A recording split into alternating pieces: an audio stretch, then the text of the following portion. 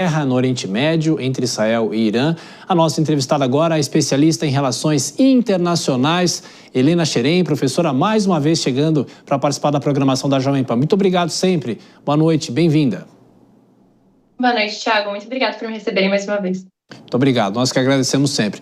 Bom, professora, a gente estava comentando agora com a nossa Dora Kramer e ela destacou bem, ela daqui a pouquinho participa da conversa também, desse protagonismo, pelo menos nesta terça-feira, de Donald Trump, protagonismo pelo menos nas palavras, não do ponto de vista de ações efetivas dos Estados Unidos. A senhora acredita que o governo americano tem interesse em se envolver fisicamente, vamos dizer assim, nesse conflito, ou por enquanto são apenas declarações retóricas, principalmente comentários sobre o Ayatollah? Professora.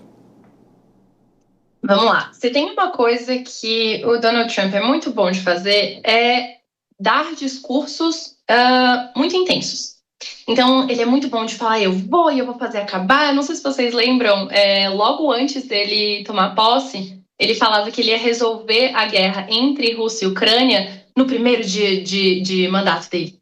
Então, a gente vê esse tipo de pronunciamento dele sempre de uma forma muito intensa. Isso gera coisas diferentes, mas a principal delas, a forma como a gente pode analisar isso, que se chama análise de discurso, é basicamente não o que você vai fazer, mas o poder que as suas palavras têm. Então, o tanto que aquilo ali vai influenciar os efetivos tomadores de decisão naquele conflito, esse é o ponto principal.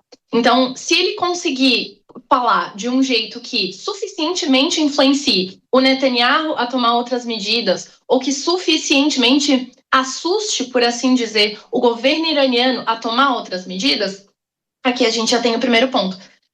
O segundo é se a gente olhar o pano de fundo disso através de uma outra vertente. Se a gente olhar isso através da economia, se a gente dá uma olhadinha nos mercados financeiros, eles não deram uma flutuada tão gigantesca assim nos últimos momentos, eles nem deram grandes, posso até ser um pouquinho menor, eles não deram grandes flutuadas nos últimos dias, justamente porque a gente tem outros líderes globais, tudo bem, falando que não é para o conflito continuar, falando para o Irã parar, falando para alguns outros, né, falando para o Netanyahu parar, dependendo ali qual era o país e tudo mais.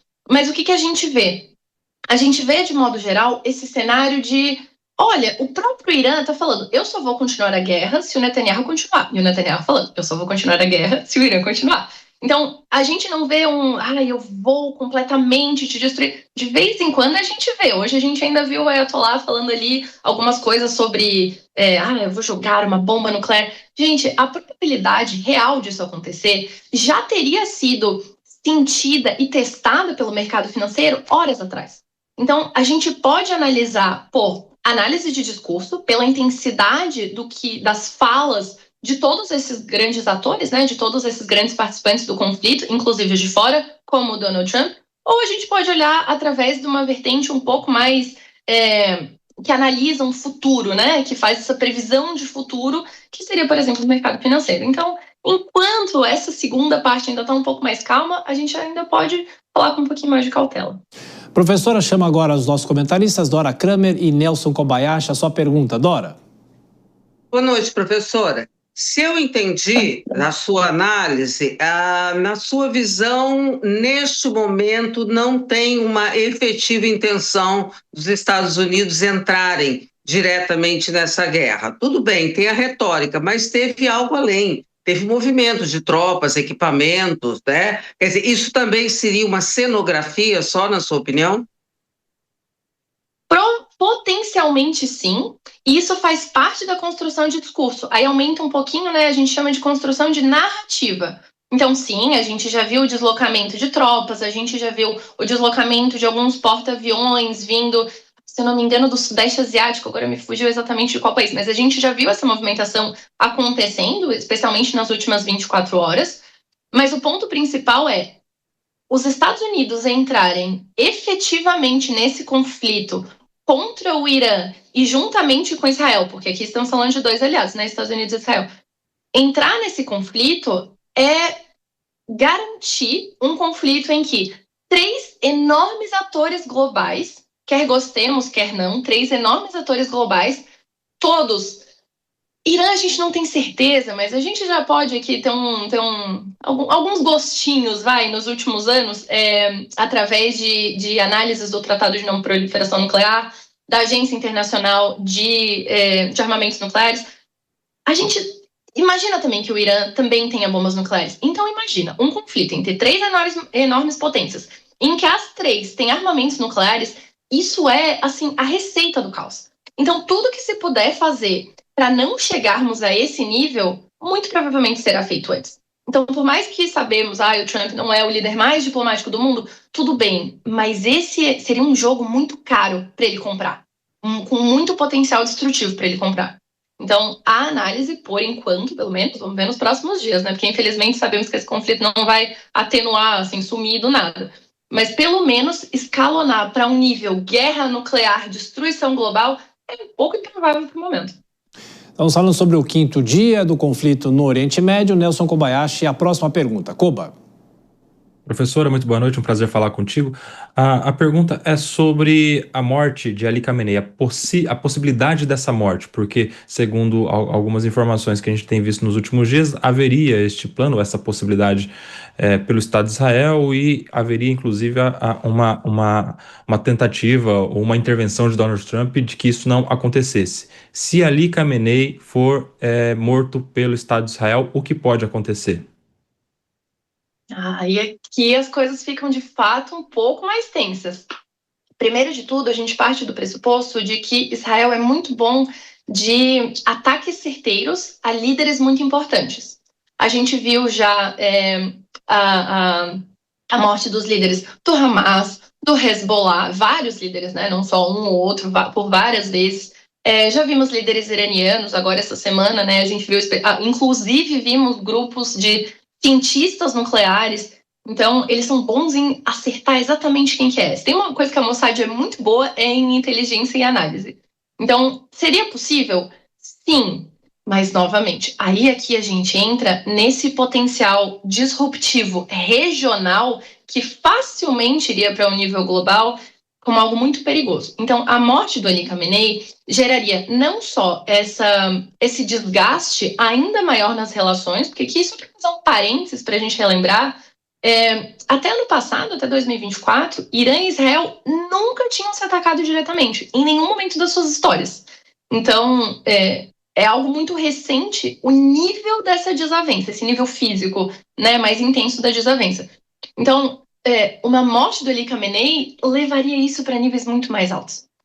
Além disso, a gente tem o fato de que esse regime dos ayatollahs, ele não é de todo de bom gosto da população.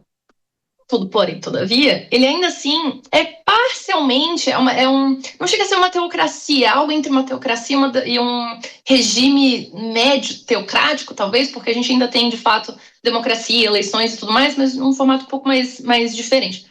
Mas qual que é o ponto? A gente tem a possibilidade aqui de entrar para este conflito atores que não tinham entrado até agora, que são os estados de maioria muçulmana. É provável disso acontecer? Não, porque regionalmente o Irã não tem aliados estatais, né?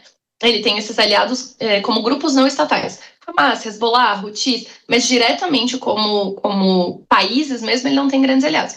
Ainda assim, se a gente parte desse nível, olha, o líder da Revolução Iraniana e, em boa parte, representante do xiismo dentro do Oriente Médio, se essa pessoa for morta por Israel, aí aqui engrossa um pouco a voz, aí que a probabilidade da coisa ficar feia, pelo menos regionalmente, é maior.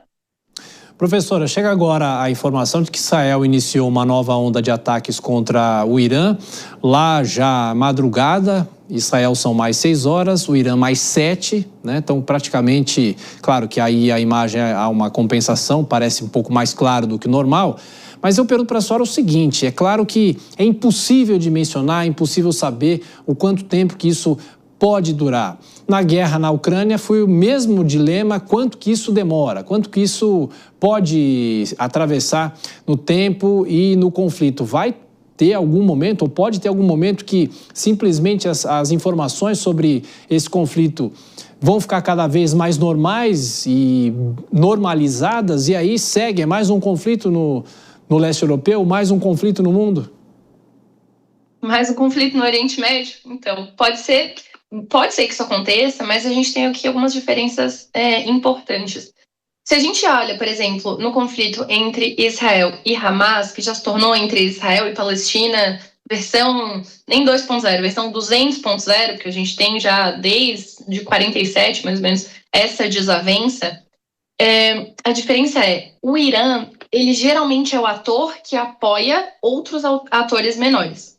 Aqui ele está num lugar de ator mediano, que geralmente é apoiado pela Rússia. Tudo neste momento, a Rússia está muito preocupada com sua própria guerra.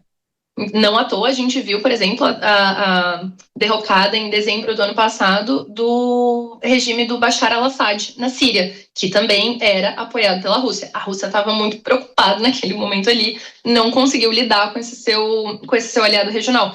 Então, se a gente parte dessa ideia de que o Irã é esse ator intermediário, mas que não tem o seu irmão mais velho, que seria a Rússia nesse momento, disponível para ele dar esse auxílio, é improvável que essa guerra dure muito mais tempo. Até porque, aqui quando a gente fala, uma coisa que a gente está vendo muito nos jornais nesses últimos dias, é a diferença entre capacidade armamentícia.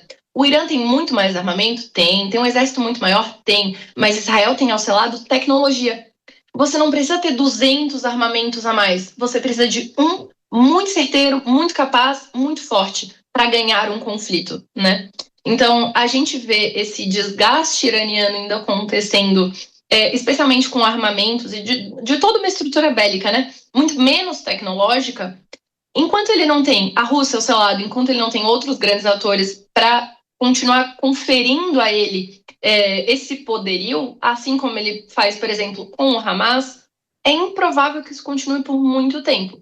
Até porque Israel tem ao seu lado os Estados Unidos, que, de novo, como a gente mencionava agora há pouco, né, também não querem uma escalonada gigantesca desse conflito. Então, não é que esse conflito vai murchar em breve, mas ele provavelmente não vai durar o mesmo tanto que uma guerra russa-ucrânia, por exemplo. Professor, a Força Aérea de Israel confirma que está atacando alvos em Teherã nesse momento. Eu queria fazer mais uma pergunta. Hoje houve uma manifestação do presidente da Turquia fazendo críticas, obviamente, a Israel. E assim como a gente falou, quando começou o conflito Israel-Hamas, a gente falava quais atores que podem entrar nesse conflito, quais atores podem participar também. E eu refaço essa pergunta aqui nesse conflito entre Israel e o Irã. Quais outros atores teriam disposição para entrar nesse conflito? A gente já falou muito sobre os Estados Unidos, ainda não se sabe, é muito complicado, não dá para dizer que os Estados Unidos vão fazer um ataque como fizeram no Iraque no início dos anos 2000, mas de qualquer forma, quais seriam esses países que poderiam apoiar? Um lado, Israel, e apoiar também o Irã. Apoiar Israel nesse meio tempo, a gente tem, eu vou trazer aqui uma fala do Merz, que é o primeiro, o primeiro-ministro alemão nesse momento, que ele fez uma fala muito boa, acho que hoje ou ontem de tarde, que Israel está fazendo com o Irã o que a gente queria fazer, mas não podia fazer. Então, assim, meio ele está fazendo o trabalho sujo por nós. Isso significa um apoio direto de países europeus a Israel? Não. Muitíssimo improvável. Até porque eles desaprovam quase que em plenitude Israel desde o início do conflito com o Hamas. Então, temos esse ponto. Não é que eles apoiam, mas assim, a gente até que aceita fazer uma vista grossa, sabe? Enquanto o Irã vai quebrando mais um pouquinho. Por outro lado, o Irã, ele fez um chamado, o governo iraniano, ele fez um chamado, aí sim foi hoje de tarde, ou enfim, para eles já era de noite, né? Mas para a gente ainda hoje de tarde, pedindo para os demais grandes atores, grandes irmãos, estou tentando me lembrar aqui exatamente o vocabulário, mas enfim, os demais grandes atores muçulmanos participarem desse conflito, participarem dessa guerra, que de certa forma, na visão deles, na visão do governo iraniano, de defesa de um Islã livre. Essa aqui ficou um pouco mais difícil. Por quê? Existe uma grande diferença dentro do Oriente Médio entre aliados árabes, que aí sim, entre os países árabes, então a gente está falando de etnia e até de certa forma a gente está falando sobre uma história um pouco mais coletiva. E do Irã, que tem um passado persa, que vem de uma outra etnia, que é de uma vertente religiosa, que é o xiismo, que, sem nenhum juízo de valor aqui, só ao ponto em que ela é diferente do sunismo, que é a grande maioria dos países árabes e dos países do Oriente Médio, né, de modo geral.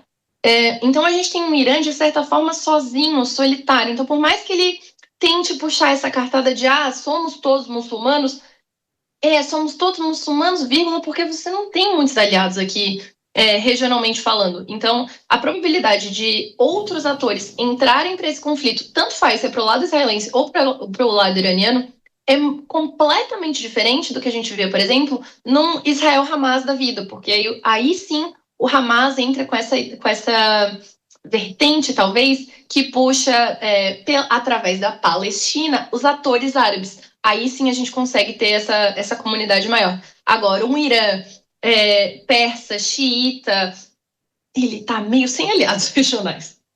Análise de Helena Xerém, professora de Relações Internacionais. Como sempre, professora, muito obrigado pela atenção, pela gentileza. Voltaremos a nos falar. Bom descanso, até a próxima.